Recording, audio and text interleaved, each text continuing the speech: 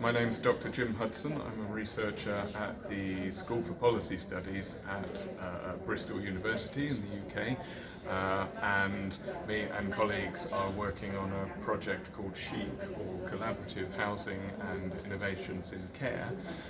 Basically, we're looking at different models of housing that are self-managed. That includes co-housing, but also some other models such as resident-led sheltered housing, where the residents have got together and taken over those schemes and managed them. And what we're fundamentally looking at is how can these schemes work to the benefit of the residents in terms of social care.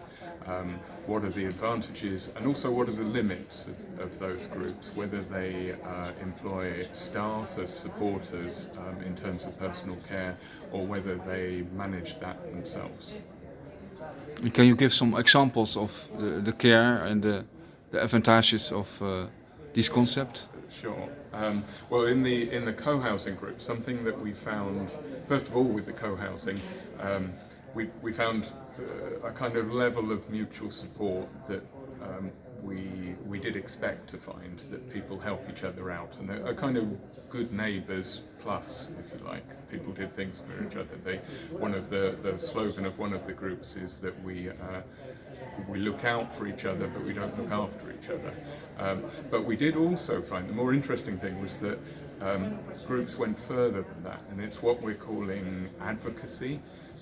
That a few members of a group might step up and help a particular person with health issues, and not necessarily looking after them personally, but dealing with the really complex picture of health services and social care services, and the kind of thing that for many people adult children might do for a parent.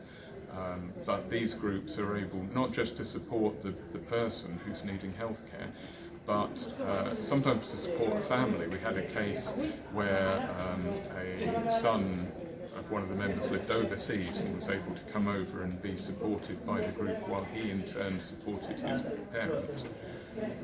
And in the other schemes, which are not quite the same as co-housing, and they employ a kind of site manager and in some cases other care staff, we found that site manager and some of the staff were stepping up to kind of do a similar role, really.